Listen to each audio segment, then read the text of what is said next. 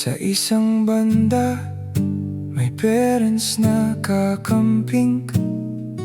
May anak na DDS, di maintindihan. May DDS parents kakamping kang puso ng anak. Paano sila nag-uusap, hindi ko rin alam. Sa social media nakikita ko ang agwat. Magkaibigan, magkasalungat na mundo. Magkaibang landas, magkaibang pananaw. Mas maigi pang manahimik na lang. Huwag hayaang masakripisyo ang magandang samahan. Tigilan na ang tawag ng bobo sa isa't isa.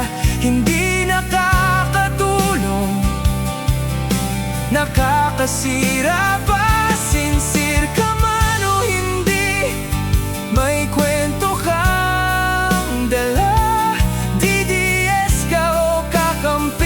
May puso bawat isa. Maraming karanasan ang humubog sa iyong puso, kung bakit ka narito sa panig na iyong pinili.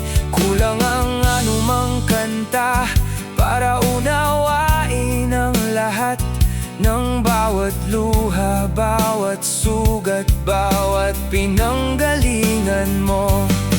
Nag-unfollow ka sa taong dating kaibigan mo.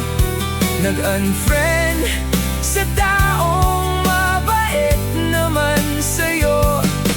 Nawala ang tawanan, nawala ang kwentuhan sa pagtatanggol sa kanila. Diyan ka ba masaya? Dating magkalaban, ngayon nagsanib na ang galit. Batikos dito, batikos doon, nalimutan na saan nagsimula.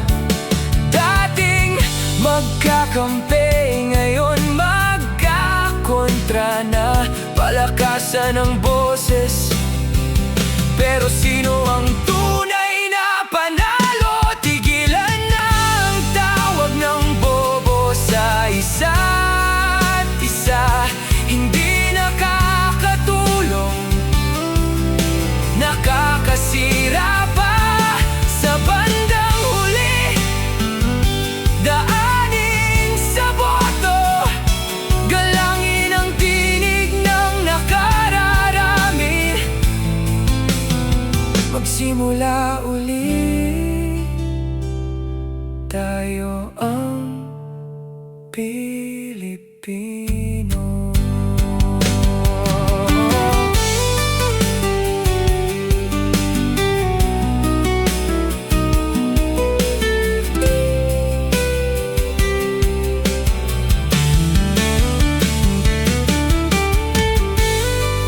May punto ka, may punto rin siya.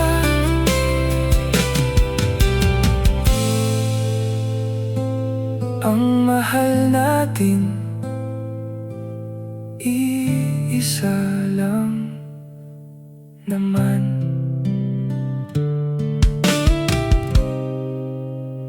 Ang bansang ito.